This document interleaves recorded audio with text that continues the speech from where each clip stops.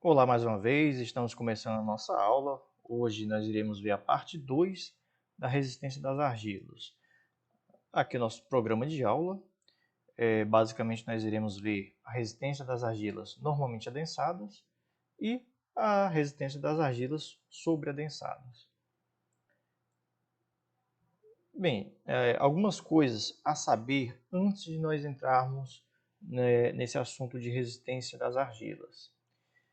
Bem, gente, a primeira coisa é que a coesão ela é provocada por forças de atração de natureza eletroquímicas de superfície entre partículas. Esse é um conceito que a gente já tinha visto anteriormente. Há um grande efeito do pré-adensamento. Isso é muito importante, pessoal. A questão sobre a amostra, se ela é normalmente adensada ou sobreadensada, isso influencia não só nas deformações do solo, mas também na resistência, ok? Então, a ruptura de um solo nada mais é do que uma deformação excessiva. Então, assim como a questão do solo ser normalmente adensado ou ser sobreadensado, isso influenciava nas deformações, na resistência também vai influenciar. Devido à baixa permeabilidade, as pressões neutras causadas pelo carregamento demoram a dissipar-se. Okay? Isso é uma característica que a gente viu, inclusive, no primeiro tópico do nosso curso sobre adensamento. Envoltório de resistência depende das condições de drenagem. Isso a gente também viu na nossa última aula, né, quando a gente abordou ensaios triaxiais, e aí cada condição de drenagem, isso vai me implicar uma resistência diferente. Normalmente, a envoltória de resistência é determinada com o solo saturado. Essa condição é a mais desfavorável, mas obter a saturação é difícil. Então, a gente já viu também, na nossa aula de laboratório, o quanto a saturação ela reduz a resistência do solo. E também vimos na nossa aula, né, sobre o ensaio triaxial, que essa saturação, principalmente para solos argilosos, gente, ela é um pouco mais difícil. Isso muito em função, né, da baixa permeabilidade desses solos, ok? Então, mesmo que você promova uma saturação por drenagem, isso não é o suficiente, devendo-se também a fazer, né, promover uma saturação por contrapressão. Então, gente, argilas normalmente adensadas. Consideremos uma argila hipotética cuja relação de índices vazios em função da pressão hidrostática de adensamento seja indicada. Aqui nós temos um gráfico bem característico de um adensamento, só relembrando aqui, né, os conceitos teóricos que nós vimos na nossa primeira parte do nosso curso. Nós temos aqui uma tensão de pré-adensamento. Antes dessa tensão de pré-adensamento, nós temos o trecho de recompressão. E após essa tensão de pré-adensamento, nós temos o que a gente chama de trecho de compressão ou reta virgem. Então, turma, nós vimos que a tensão de pré-adensamento ela é uma tensão máxima, né? A maior tensão que o solo sofreu durante todo o seu histórico. Então, essa argila ela foi adensada no passado, segundo a curva tracejada na figura, até uma tensão efetiva igual a 3. Ok?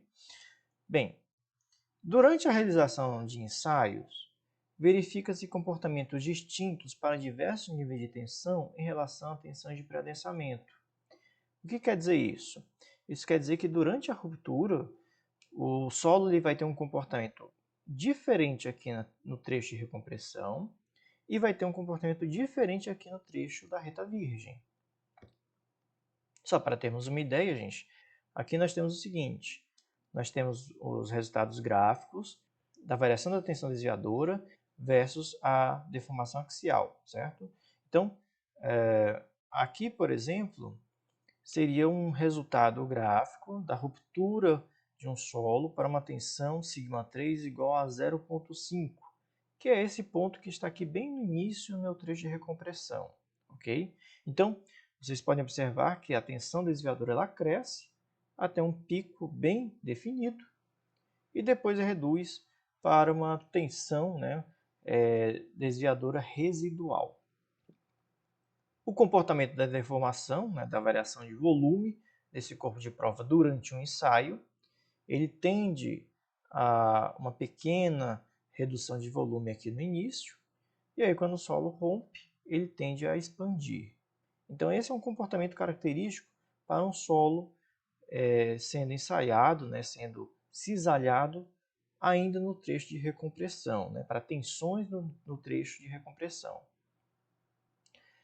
Se você aumentar, né, o nível de tensões, né, a tensão confinante for aumentada de meio, por exemplo, para 2, é lógico que se você aumenta a tensão confinante, a tensão desviadora ela vai aumentar porque a resistência do solo tende a aumentar.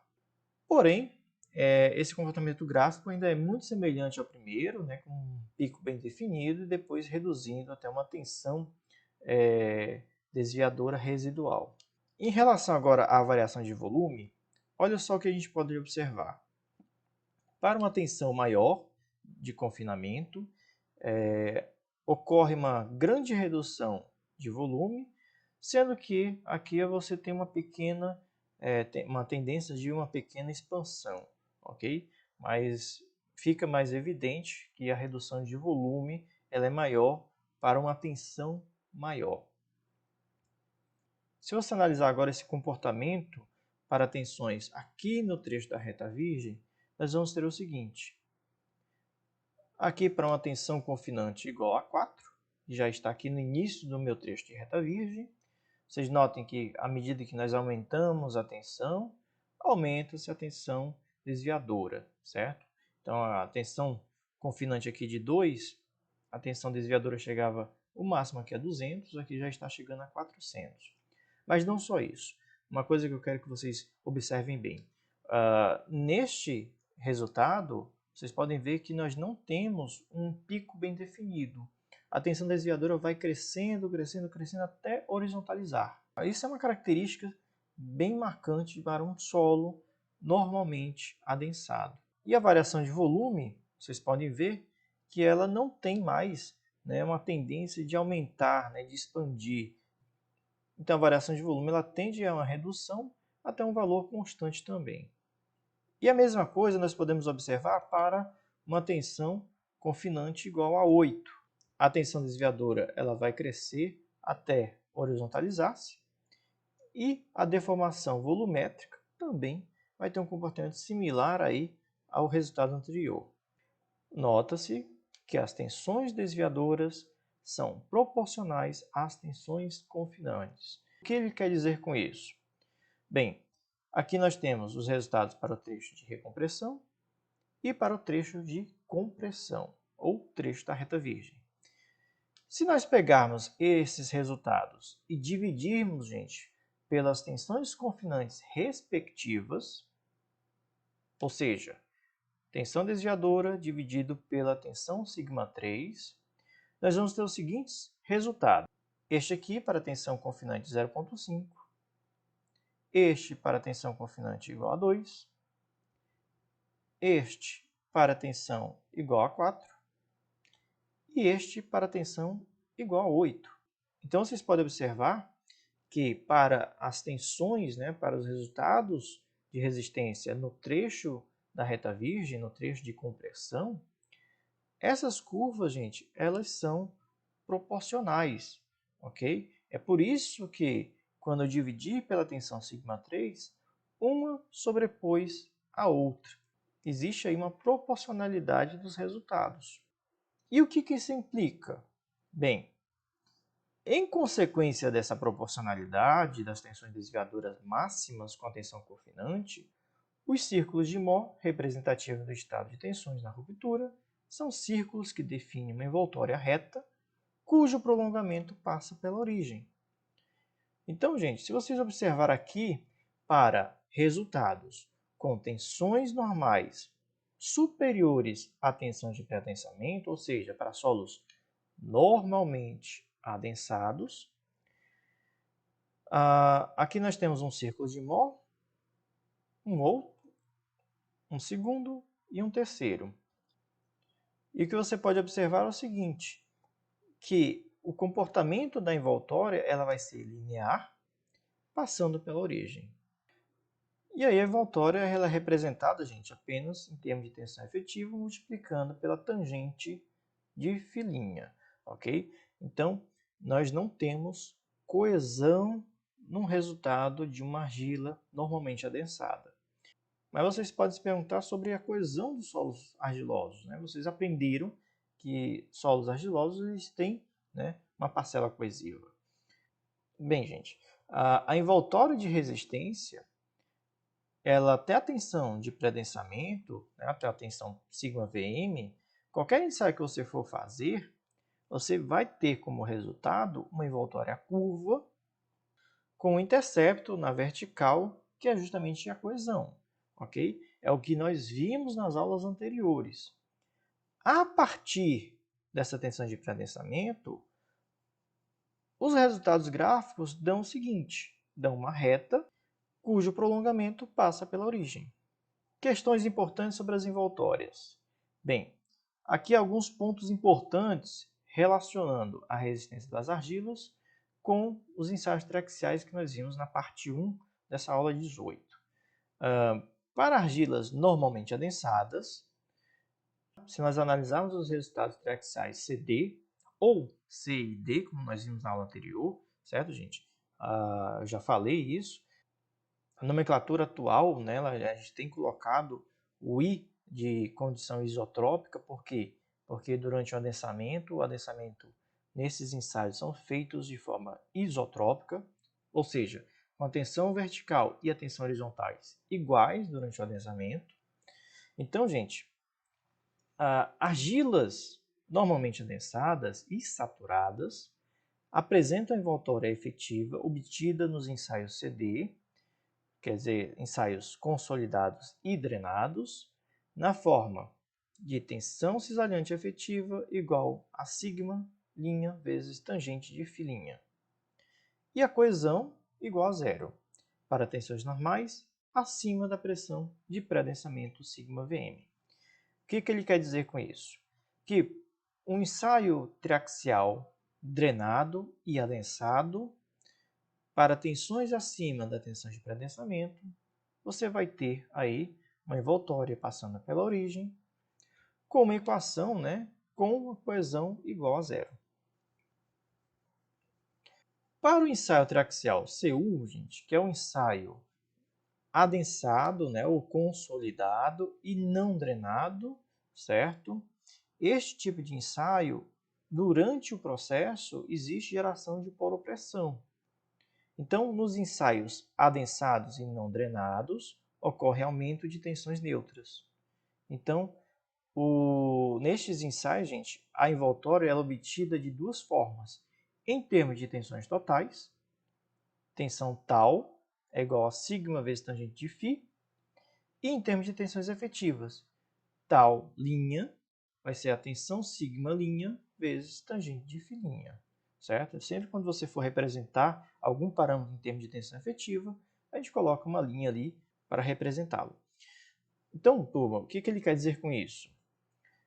Aqui é um círculo de mol em termos de tensões totais. Você tem aqui σ1, σ3, e esse círculo de mol vai me dar uma envoltória passando pela origem com a seguinte equação. Como o ensaio ele é não drenado, existe o quê? Aumento de tensão neutra durante o ensaio. Existe geração de poropressão, certo? O ensaio ele é feito sem drenagem. Então, à medida que o corpo de prova vai sendo comprimido, a água não vai ter para onde sair. Então, queira ou não, vai ser gerado poropressão. Se é gerado poropressão, se nós representarmos esse círculo de mol em termos de tensões efetivas, a tensão σ3, a tensão efetiva σ3, você vai ter uma redução de tensão normal em relação a U, e a tensão σ1 também. Você vai ter uma redução dessa tensão no mesmo valor de U. Então está aqui o nosso círculo de mol em termos de tensões efetivas. E se esse círculo de mol ainda está além da nossa tensão de pré-densamento, a envoltória vai ser também uma reta, passando pela origem. E aqui a nossa expressão dessa envoltória para parâmetros em termos de tensão efetiva. por último, gente, para resultados de triaxial UU. Bem, nós vimos o seguinte: nos ensaios UU em argilas saturadas, a envoltória da resistência não drenada tem a forma de tensão cisalhante vai ser igual à coesão do solo. E o φ ele vai ser igual a zero. Isso por quê, gente? Isso se deve ao fato de qualquer aumento de pressão de confinamento é equilibrado por um aumento igual na pressão neutra. Assim, a tensão efetiva não se altera e não há aumento de resistência. O que ele quer dizer? Aqui, pessoal, é um ensaio realizado, é uma envoltória para um círculo de Mohr.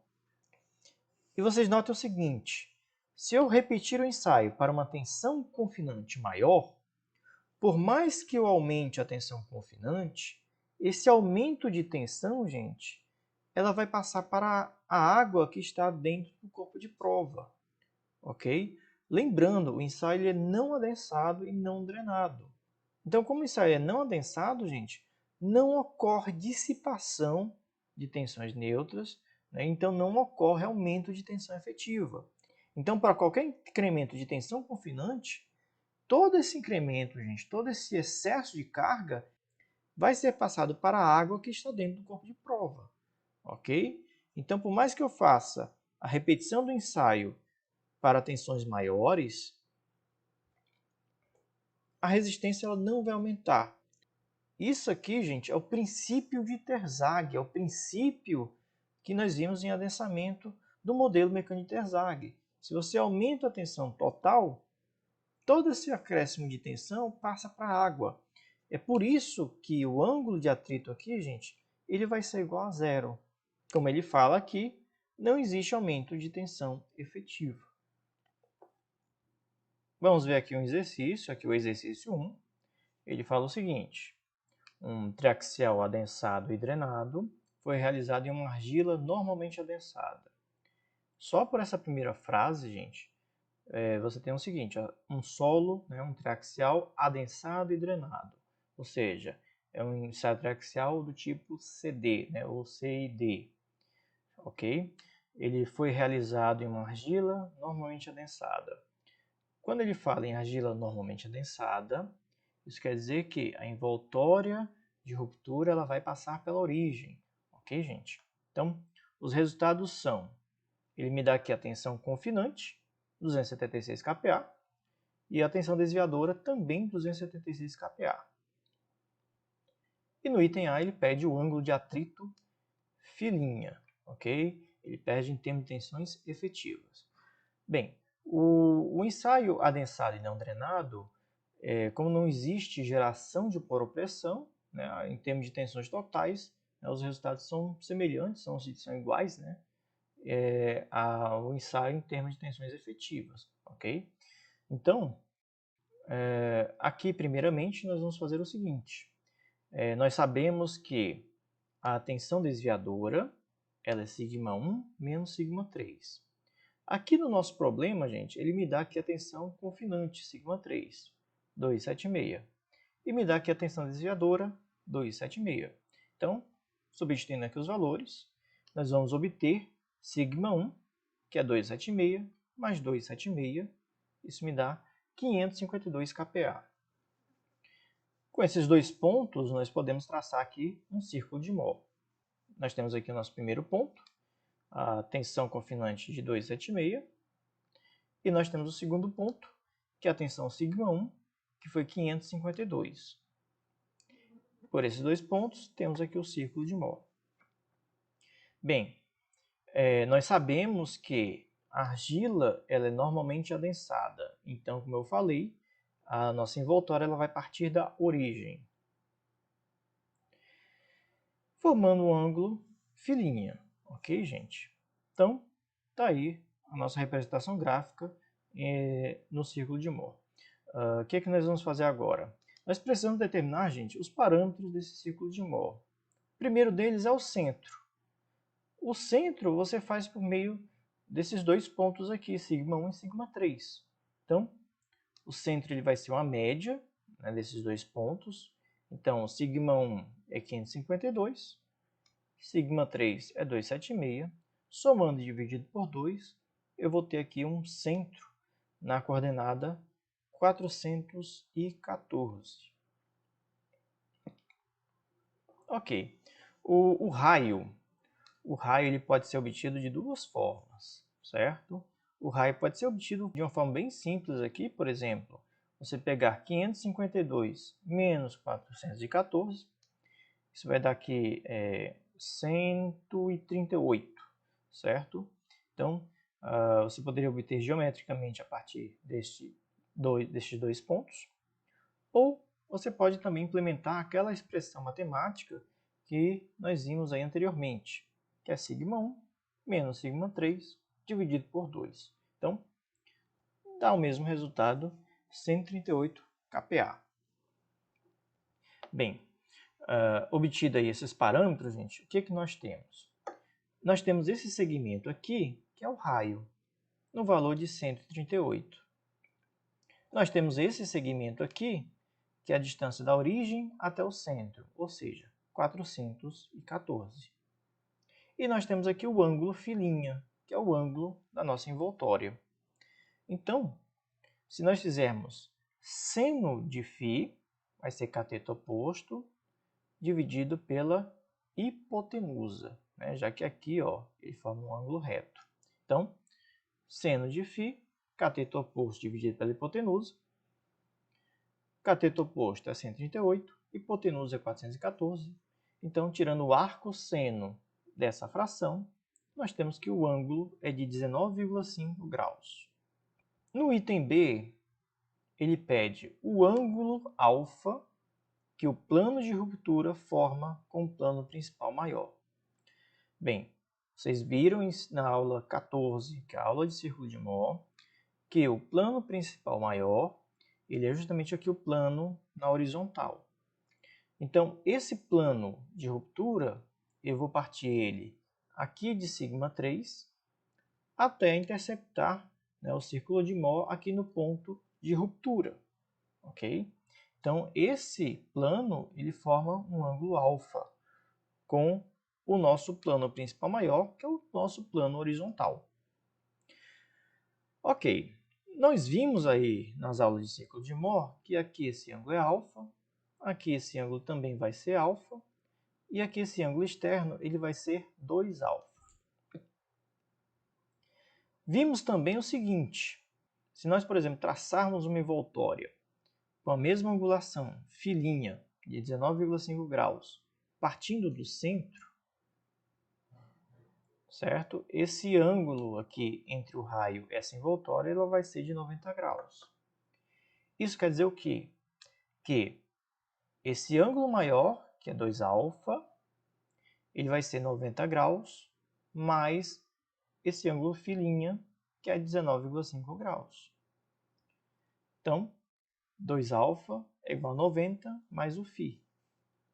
Ou seja, o alfa vai ser 45 graus mais φ sobre 2. O φ é 19,5 graus. Então, substituindo os valores, vamos ter que o ângulo alfa é de 54,7 graus. No item C, ele pede para encontrar a tensão normal e a tensão de desalhamento no plano de ruptura. O plano de ruptura, gente, é esse aqui, certo? Então, basicamente, o que a gente precisa encontrar é as coordenadas deste ponto. A tensão cisalhante e a tensão normal aqui no eixo X. Para isso, você tem várias formas. Você pode utilizar, por exemplo, trigonometria básica, certo? Ou você pode utilizar aquelas expressões matemáticas que nós vimos aí nas nossas últimas aulas. Então, a gente sabe, por exemplo, que para um estado de tensões principais, a tensão normal a um plano de ruptura, ela vai ser igual ao centro mais o raio vezes cosseno de 2α. Substituindo aqui os valores, o nosso centro é 414, o raio é 138, cosseno de 2 vezes alfa, o alfa acabamos de calcular, deu 54,7 graus. Nós vamos ter uma tensão normal de 368,2 kPa. Fazemos a mesma coisa com a tensão cisalhante. A tensão cisalhante vai ser o raio vezes o seno de 2α, que vai me dar aí uma tensão cisalhante de 130,2 kPa.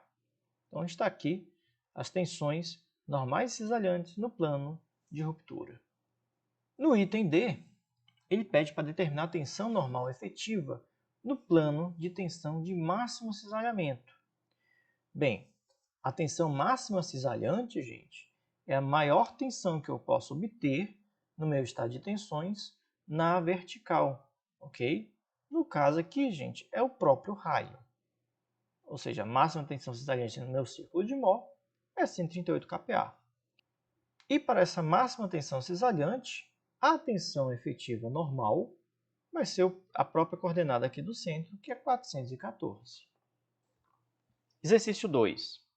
Um corpo de prova de solo, RSA igual a 1, quer dizer, a razão sobre adensamento igual a 1. Isso quer dizer que o solo ele é normalmente adensado. Saturado, foi adensado sob uma pressão de confinamento de 105 kPa. Então, a nossa tensão confinante é de 105, ou seja, a tensão σ3. E ele fala ainda o seguinte, a tensão axial foi então aumentada, ou seja, o solo começou a ser comprimido durante o ensaio e a drenagem foi impedida. Até esse ponto, gente, o que nós temos aqui? Nós temos um ensaio do tipo CU ou CIU, né, que é um ensaio adensado e não drenado. Né? Aqui ele fala que foi adensado e aqui ele fala que durante a ruptura ele não foi permitida a drenagem. Então, o corpo de prova ele rompeu-se quando a tensão desviadora atingiu 70 kPa. A poropressão no momento da ruptura foi de 50.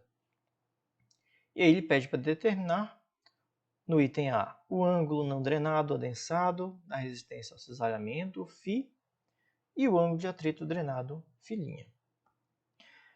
Bem, vamos ver aqui o item A.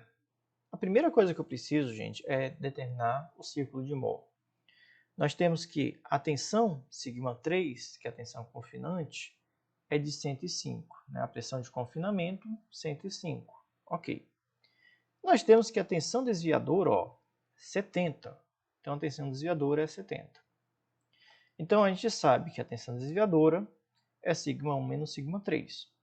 Substituindo esses dois valores aqui, nós vamos ter que σ1 é 175 kPa. Com esses dois pontos, nós podemos traçar aqui o ciclo de Mohr. Está aqui a tensão confinante 105 e a tensão σ1 de 175 kPa. O próximo passo é determinar o centro. O centro ele vai estar entre essas duas coordenadas, entre 105 e 175. Então, a gente pode utilizar essa expressão matemática para calcular o centro. O centro vai me dar aqui o valor de 140 kPa. E o próximo passo é o raio. O raio aqui, gente, ele é bem simples. Você pode fazer o seguinte. Se você pegar σ1 menos o centro, ou seja, 175 menos 140, você vai ter o raio, que é 35.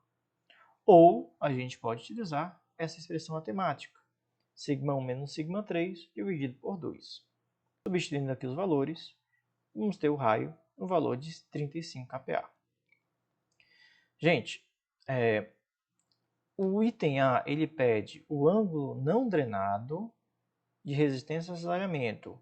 Como é um ângulo não drenado e adensado, né? Isso aí é um parâmetro de resistência em termos de tensões totais, certo?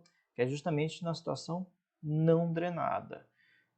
Para isso, basta traçarmos uma envoltória partindo da origem, já que o solo é normalmente adensado, interceptando meu círculo de Mohr em termos de tensões totais.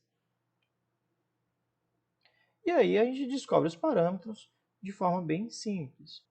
Aqui nós temos o intercepto da envoltória com o círculo de Mohr. Entre o centro e o intercepto nós temos o raio, que é 35.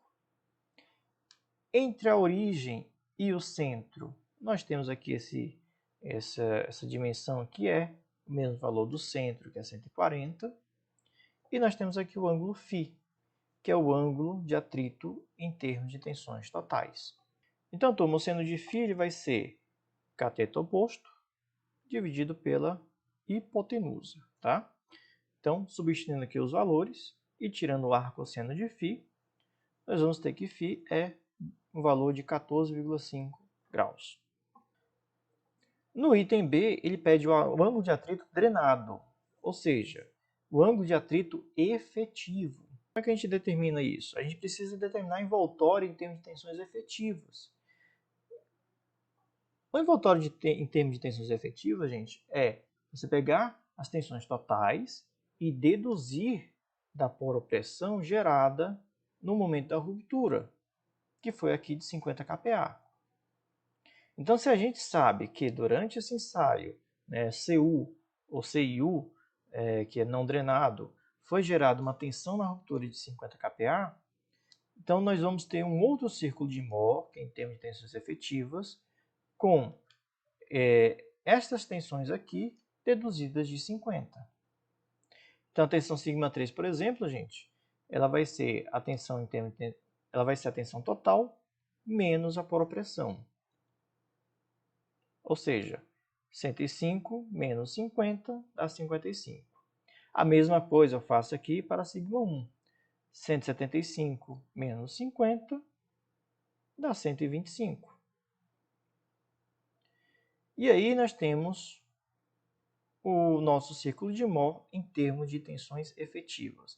O diâmetro mantém, certo, gente? As configurações geométricas se mantêm, apenas ocorre um deslocamento para a esquerda. E esse gráfico em termos de tensões efetivas, ele também gera uma envoltória partindo da origem com um ângulo φ'. Então, gente, basta fazermos os mesmos cálculos que nós fizemos para as tensões totais. Aqui nós vamos ter o seguinte: o centro, se as tensões foram todas deduzidas de 50, o centro anterior, gente, estava na 140. Então, o centro desse círculo de Mohr ele vai estar na coordenada 90. Se você quiser fazer o cálculo novamente, né, somar σ1, que é 125, mais σ3, que é 55, e dividir por 2, vai dar o mesmo resultado. Então, a gente vai poupar tempo aqui em determinar o centro neste caso. O raio, gente, ele se mantém. As condições geométricas do círculo de Mohr são iguais. Então, o raio não se altera. Continua 135. A hipotenusa aqui, que é justamente o centro, esse houve alteração, que agora é 90. E aqui é o nosso ângulo φ'. Então, a gente sabe que seno de φ' é cateto oposto dividido pela hipotenusa. Substituindo aí os valores, nós vamos ter que φ' vai ser 22,9 graus. Argilas sobreadensadas. Bem, se os resultados dos ensaios traxiais de 2 corpos de prova de solos sobreadensados forem conhecidos, as magnitudes de φ' e C' podem ser determinadas da seguinte forma. Bem, nós vimos, pessoal, que aqui nós temos um círculo de Mohr, e esse círculo de Mohr ele está com um nível de tensões inferior, né, abaixo da tensão de hiperadensamento. Isso quer dizer o seguinte, que esse solo ele é um solo sobreadensado. E solos sobreadensados, né, o ensaio traxial feito em solos sobreadensados, né, num nível de tensões abaixo da tensão de hiperadensamento, isso faz com que a envoltória ela seja curva e a coesão, ela que seja identificada aqui uma coesão no intercepto com o nosso eixo da tensão cisalhante, ok? Então, turma, as tensões que acontecem para esse círculo de Mohr é dado pela seguinte expressão matemática. Σ1 ela vai ser igual a σ3 vezes tangente ao quadrado de 45 graus mais φ sobre 2, mais 2 vezes a coesão vezes tangente de 45 graus mais φ sobre 2. Então, eu não vou deduzir essa expressão matemática, certo, gente? Isso aqui é só para vocês tomarem conhecimento que a tensão σ1 ela pode ser calculada em função dos parâmetros de resistência, de coesão e do ângulo de atrito. E a mesma coisa acontece, gente, para um outro círculo de Mohr, num estado de tensões ainda sobreadensada. Então, para um círculo de Mohr 2, a tensão σ1 ela vai ser a tensão σ3 desse estado de tensões, desse círculo de Mohr, vezes a tangente de 45 mais φ sobre 2, mais 2 vezes a coesão, vezes a tangente de 45 mais φ sobre 2. Então, pessoal, a partir dessas expressões, certo, para esses dois círculos de Mohr, nós podemos obter o seguinte. Nós podemos obter essa equação matemática que define o ângulo de atrito φ igual a 2 vezes aqui o arco tangente de σ1 do círculo de Mohr 1 menos σ1 do segundo círculo de Mohr dividido por σ3 do primeiro círculo de Mohr menos σ3 do segundo círculo de Mohr. Tudo isso aqui elevado a 0,5 menos 45 graus. Então, essa expressão matemática, gente, permite você calcular o ângulo de atrito da envoltória de ruptura por dois círculos de Mohr. E a coesão você pode calcular por essa outra expressão matemática. Isso aqui vai ser a tensão principal maior do primeiro ensaio, menos a tensão σ3 do primeiro ensaio, vezes tangente ao quadrado de 45 graus mais φ sobre 2, dividido por 2 vezes a tangente de 45 graus mais φ sobre 2. Então, você encontrando aqui o φ, e você tendo aqui as tensões do primeiro círculo de Mohr, você encontra a coesão. Então, turma, vamos implementar esse conhecimento em um exemplo prático. Aqui nós temos o exercício 3, em que ele fala o seguinte. Os resultados de dois ensaios traxiais adensados, drenados na argila, são mostrados a seguir.